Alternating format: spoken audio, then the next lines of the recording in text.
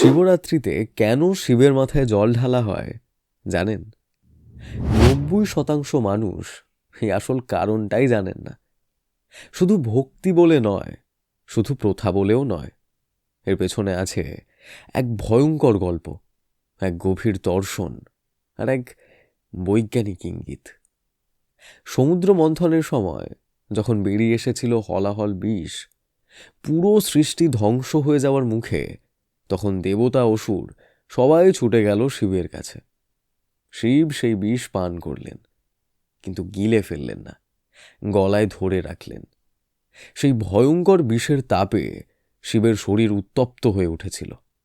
সেই উত্তাপ শান্ত করতেই দেবতারা শুরু করলেন শিবের মাথায় জল ঢালা। এই জল ঢালাই আজকের শিবরাত্রির অভিষেক। শিব মানে শক্তি, জল মানে শান্তি। বার্তা একটাই, শক্তিকে নিয়ন্ত্রণ করতে না পারলে সে ধ্বংস ডেকে আনে। শান্তি আর সংযমই সবচেয়ে বড় শক্তি। আর জানেন কি, প্রাচীন মতে এই সময় পৃথিবীর শক্তি ঊর্ধ্বমুখী হয়। জল ঢালা মানে শরীর ও মন ঠান্ডা রাখা, ধ্যানের জন্য নিজেকে প্রস্তুত করা। তাই শিবরাত্রিতে শিবের মাথায় জল ঢালা মানে শুধু রীতি নয়, এটা একটা প্রার্থনা।